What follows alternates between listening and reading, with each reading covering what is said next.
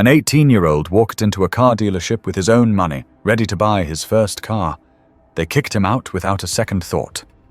The next day, his billionaire mother showed up and made sure they never forgot his name. Omari Thorne had his entire day planned out. It was a Thursday, late morning, and the air in Smyrna, Tennessee, carried that sticky weight just before a summer storm. Omari didn't mind. He had on his grey windbreaker, black cargo pants, and a pair of old white Nikes that had seen better days. Tucked under his arm was a blue plastic folder with 5 printed listings. Used hybrids, all under $15,000, all with decent mileage. He wasn't here to impress anyone, just to prepare for his new life. Omari had just graduated from a magnet high school in Murfreesboro and had been accepted into Georgia Tech's engineering program. Early decision. He wanted a reliable car to make the long drives back and forth from campus. Nothing fancy. Just something that wouldn't break down on I-24. So when he stepped through the glass doors of Crestview Motors, a small but shiny dealership just off the highway, his energy was calm, focused. He even paused to hold the door open for a woman walking out. She smiled at him. The receptionist behind the front desk didn't. "Can I help you?" she asked, without looking up from her screen. "Yeah, I'm here to look at a few of the hybrids you've got listed," Omari replied, lifting the folder slightly. "I printed them out. There's a couple of Sonatas and a Civic I saw online." The woman gave a short blink, then said, "Are you here with your parents?" "No, Mom. I'm buying it myself." She gave him a tight smile and waved toward the lot. "Someone will be out shortly." But no one came. Omari waited by the sliding glass doors, glancing outside. He could see the cars, lined up clean and polished. The Civic was there. He checked again. Same VIN as the listing. He took a step outside toward it, then stopped when a tall man in slacks and a red Crestview polo shirt walked up, cutting him off. "You lost?" the man asked. He had a clipboard in hand but didn't look at it. His eyes were fixed on Omari's clothes, his shoes. "No, I'm here for a car," Omari said again, holding out the folder. The salesman didn't even glance at it. "Well, this isn't a place to hang around if you're not serious. We've had incidents lately." "Incidents?" Omari repeated, confused. "People coming around, checking out cars they can't afford, taking photos, causing issues. You understand?" Omari felt something start to twist in his stomach, but he kept his voice steady. "I printed out a few models from your site. I'm not taking photos. I just want to test drive one." The man gave a forced chuckle. "Why don't you come back with a parent or someone who can talk financing?" "I don't need a parent. I'm paying. Cash. My name is on the account," Omari said. "I've already talked to my bank about it." "Look," the man said, backing up a step. "I'm not trying to be rude, all right? It's just, people get ideas. And right now, I don't have time for that." Omari didn't move. He just stared at the man. His folder was still in his hands, now damp with sweat. "So you want me to leave?" "I'm saying we're busy today. You can come back another time. Or better yet, maybe try one of the used lots down the road. They might have something more in your range." There it was. Omari didn't argue, didn't raise his voice. He just looked down at his folder, then back at the Civic across the lot, and gave the faintest nod, not of agreement, but of understanding. He turned around, walked back to his car, and drove away. But what the staff at Crestview Motors didn't know was who Omari Thorne really was. Omari didn't play music on the way home, just silence and the soft grind of his wipers as a drizzle began to streak across his windshield. He wasn't the kind of kid to rant or throw things. He processed things quietly, sometimes too quietly for his own good. He took the long way home, past the old park where he used to race his bike with his cousin Elijah, past the tiny library that still had posters from last summer's reading challenge taped to the window. Familiar streets, familiar stillness. But this time, he felt different. Like the pavement underneath his tires wasn't as solid as it used to be. When he pulled into his driveway, he just sat there for a moment, hands still on the steering wheel, staring out through the rain-speckled glass. Inside, the house smelled like lavender and black coffee. His mom had always said those were the 2 cents that made her feel like the day was hers. Omari slipped off his shoes at the door, still not saying a word. He walked to the kitchen, opened the fridge, and poured himself a glass of water. Dr. Ayanna Thorne was upstairs on a conference call. Omari could hear the rhythm of her voice from her home office. Cool, measured, confident. She was the kind of woman who could speak in front of the CDC board one day and patch up her son's scraped knee the next. When she came downstairs later that evening, she found him in the living room, sitting on the couch, laptop open, his folder by his side. "Find anything you liked?" she asked. He hesitated, then said, "I went to Crestview. They had some decent stuff." She sat down across from him. "You test drive anything?" "No." Ayanna tilted her head slightly. "Why not?" "They told me to come back with a parent. Said I looked like I was just hanging around."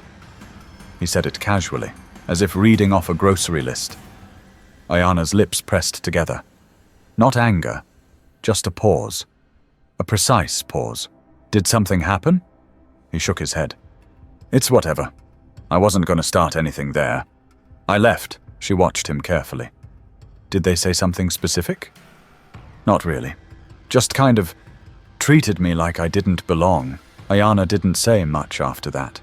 She simply leaned forward, rested her hand on his knee for a second, then got up and started putting away dishes from the sink. But her mind was somewhere else. Omari returned to his laptop. He kept scrolling through listings. His bank account was still open in another tab. He had enough. He knew that. And yet, he'd never felt smaller. He didn't know it, but upstairs in her office, Ayanna was already making plans. She wasn't the type to storm into buildings or cause scenes. That wasn't her style. She believed in moving with control. Sharp, deliberate control. If you made her speak up, it was because she absolutely had to.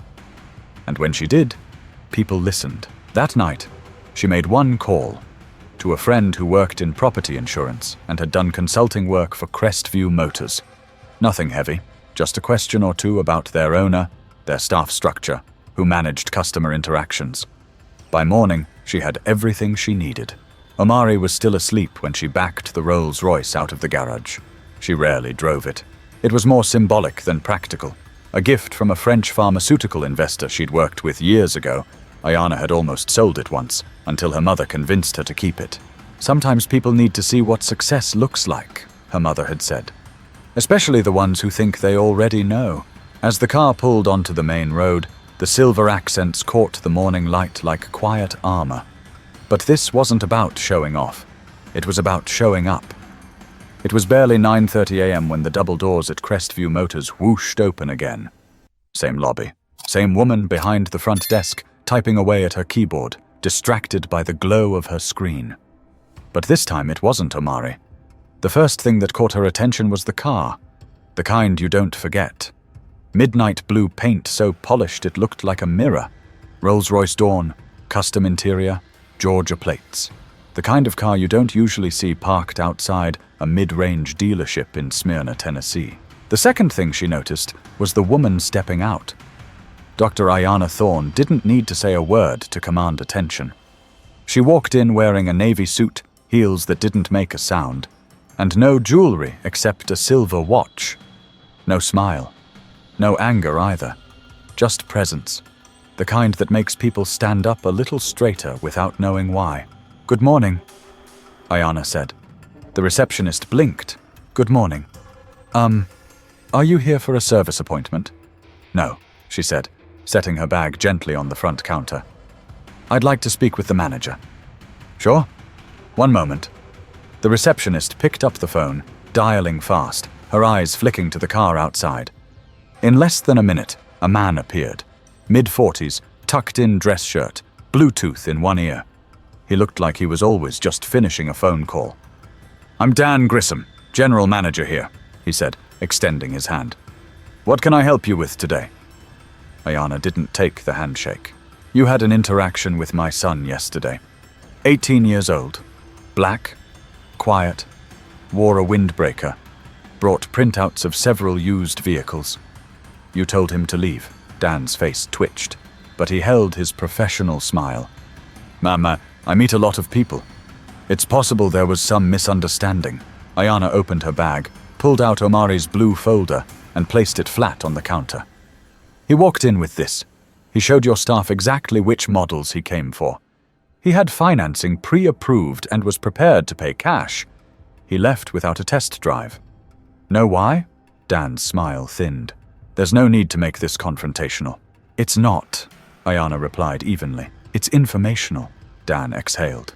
Look, if he felt disrespected, I'm happy to offer him a second visit. Maybe I can walk him through inventory myself. That won't be necessary. Dan looked confused. Then how can I make this right? Ayana picked up the folder, opened it, and held up one of the listings. You see this Civic here? Your staff told him it was out of his range. You assumed he didn't belong. You didn't know who he was.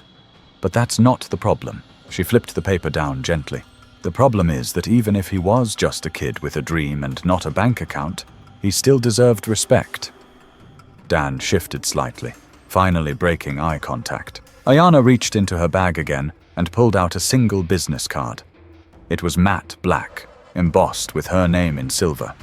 Dr. Ayana Thorne, CEO, Oratech Biolabs. Next time a young man walks in with that kind of preparation, I suggest you ask about his name before you assume his value, she said. You never know who you're turning away. For a second, the room held still. The receptionist stopped typing. Another salesman paused at the door to the lot. Ayana looked Dan in the eye. And just so you know, I didn't come here because my son asked me to. He didn't even want me to. He told me not to make it a big deal, but that's the difference between him and me. He gives grace. I give reminders. Dan swallowed hard. Ayana adjusted her bag on her shoulder and turned toward the exit. Oh, and the car outside? She said over her shoulder. Not for sale, just a visual aid. She walked out without waiting for a reply. But the conversation inside wasn't over. Not for Dan. Not for anyone who'd seen her come in. Dan didn't move for a full 30 seconds after the door closed. His ears burned, not from embarrassment, but from realization. He wasn't new to the job. He'd been in the business long enough to know when someone came in looking for a scene, and when someone came in with truth. And Dr. Thorne had brought the second one. Behind him, the receptionist whispered, "Was that her son yesterday?" The kid Dan didn't answer. In his office, he sat down, clicked his pen a few times, and stared at his desk. Then he called in the salesman who had turned Omari away. The same guy with the red Crestview polo. "Chris, close the door." Chris looked uneasy. "What's up? You remember that kid from yesterday? Black teenager. Said he wanted to look at hybrids?" Chris nodded. "Yeah, the one hanging around the Civic?" Dan folded his hands. He wasn't hanging around.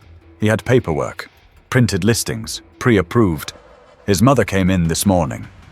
Chris scoffed lightly. "Okay, but I mean, he looked like..." Dan cut him off.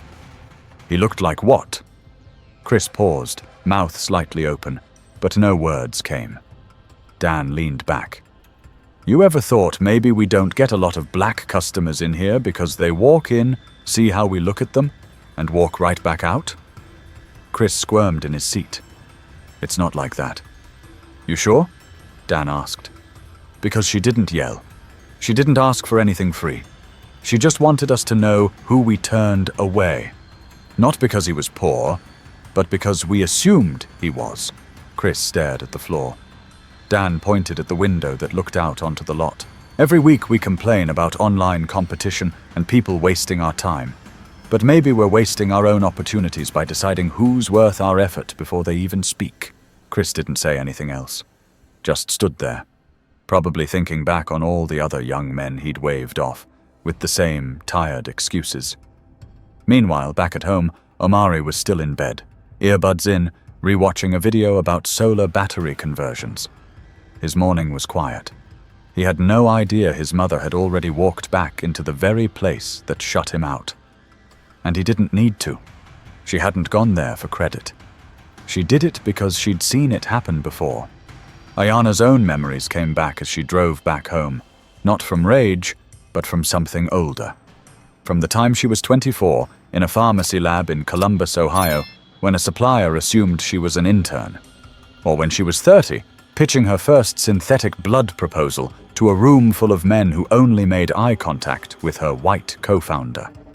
Or when she sat on a panel and someone asked her if she was the marketing rep. It didn't matter how many degrees she had. Some people only saw what they were willing to. She wasn't trying to protect Omari from that. She couldn't. But she could make sure someone remembered the next time they tried it. That afternoon, while Ayana was on another Zoom meeting in her home office, Dan at Crestview Motors sent an internal memo.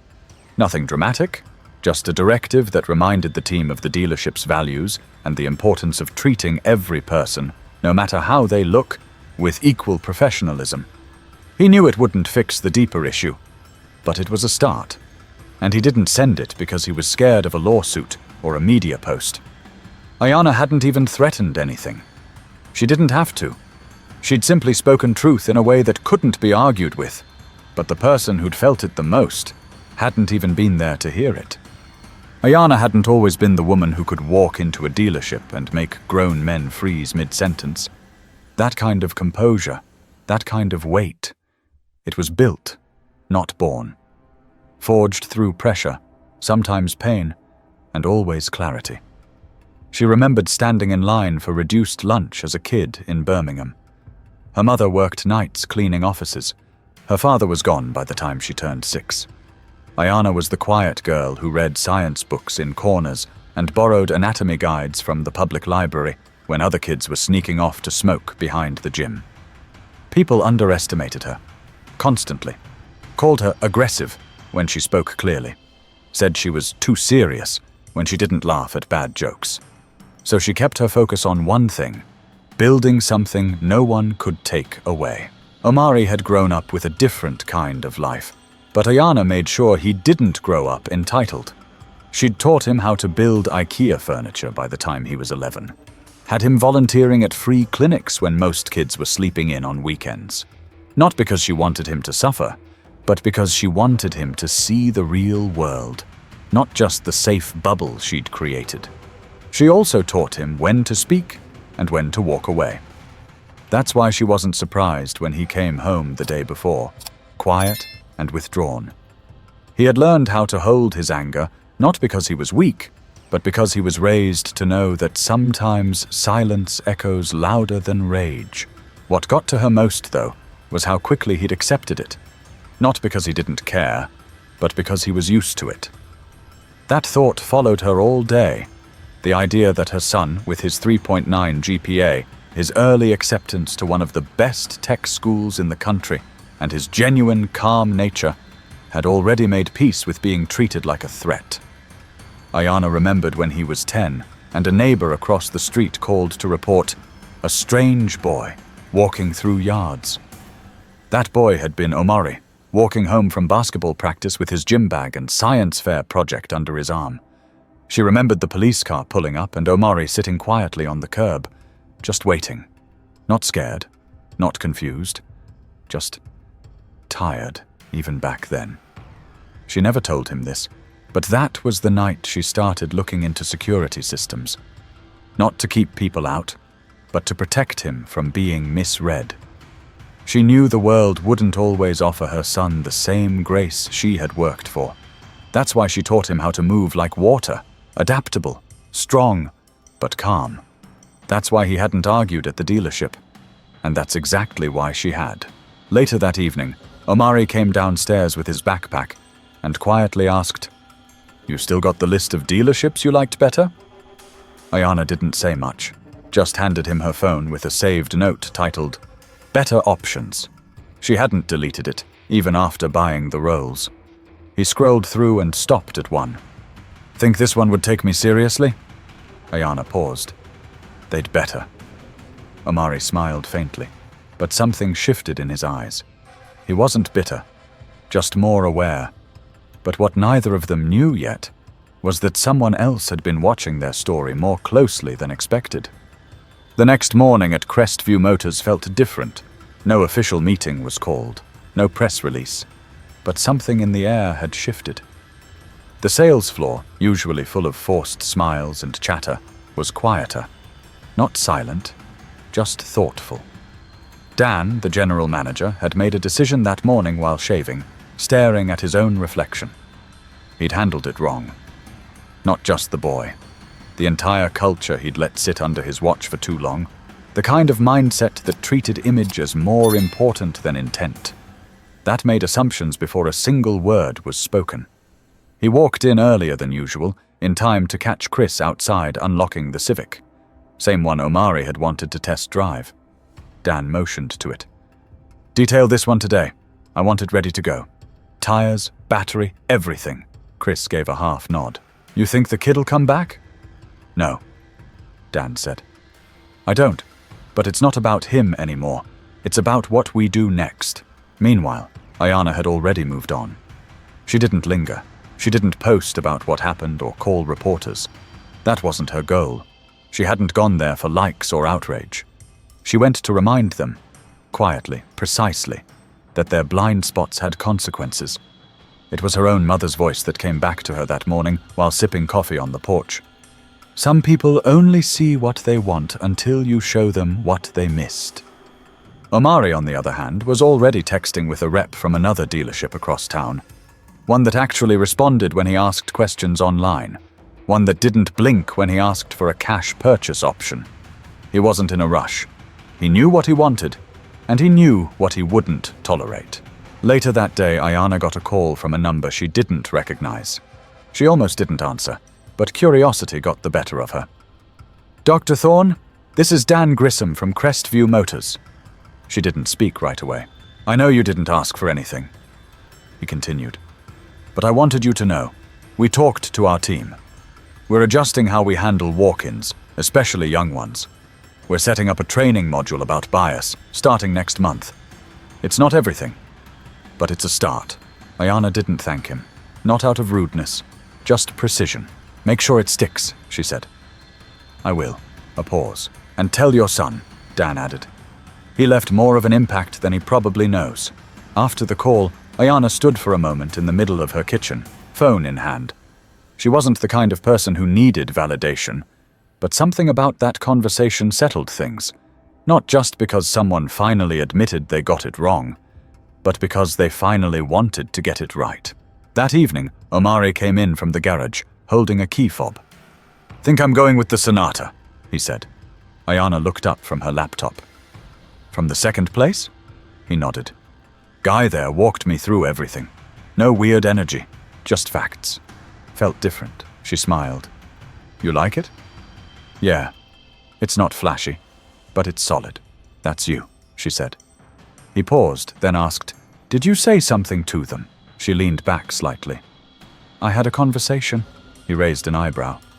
"Like a serious one?" "I wasn't there to yell," she said. "Just to remind them who they missed." Omari took that in, then smiled, slow and genuine. "Thanks," Ayana shrugged. "You thanked me by not letting it change how you see yourself." But what they both knew, without having to say it, was that silence isn't weakness. It's strategy. And sometimes, the loudest message is delivered in the quietest voice. A week later, the Sonata sat in their driveway, its paint still shining from the final dealer polish. Omari had already taken it on a few drives, nothing long yet, just around town. Back roads, a few parking lot turns to get the feel of it. He liked the way it handled. Quiet, steady, no attention. Just performance. He didn't say much about the Crestview experience after that. Not because he'd forgotten, but because it didn't define the outcome. The lesson had already settled into him like water in soil. Absorbed, not evaporated. Ayana noticed it too. In small ways. The way he carried himself when they went out. The way he double-checked his bank app before making a purchase. The way he asked her if he should wear a collared shirt when they visited a different dealership later that month to help his cousin look for a truck. He wasn't trying to be someone else. He was simply adjusting, like she had so many times before. They never needed to sit down and have a heart-to-heart. That wasn't their style. Their conversations lived in the in-between, in the glance across the kitchen, in the quiet nod when something difficult was said without being said. One evening, while Omari was helping his cousin practice parallel parking, Ayana sat at her desk going through some grant proposals. Her eyes landed on a photo taped to the corner of her monitor. Omari at age 9, holding up a science fair ribbon, beaming in a shirt 2 sizes too big. Behind him in the photo was the family's old Honda Accord, the one Ayana had driven through med school and most of her early career. It wasn't the ribbon that made her smile. It was the look in his eyes. He'd always carried potential. And now, he carried proof. Not of wealth, not of revenge, but of knowing who he was, no matter what anyone else assumed. A few days later, she got an envelope in the mail. No return address. Inside was a handwritten note on simple white stationery. We're doing better now, because someone reminded us why we have to. Thank you. Crestview Motors. She folded it carefully and slid it into the back of her planner. Not because she needed to remember them, but because she wanted to remember that sometimes people can change, if they're made to see what they've ignored for too long. That evening, she told Omari about the letter. He just chuckled and said, "Guess they finally figured it out." Ayana looked at him. "You figured it out a long time ago." He gave a small shrug. "Still feels good, though," she laughed. "Yeah, it does." Outside, the sun was slipping behind the houses across the street, casting long shadows across the driveway. Omari stood by the car for a moment, arms crossed, just looking at it. Then he opened the door, slid into the driver's seat, and started the engine. No music, just movement. No one watching but the people who mattered. And in that moment, it was clear. He didn't just get a car. He got something bigger. Self-respect, clarity. The knowledge that quiet dignity speaks louder than noise. That how the world sees you doesn't get to define how you see yourself. That sometimes the best kind of power is walking away without losing your voice. Stories like Omari's happen every day, and not all of them have a Rolls-Royce pulling into the lot.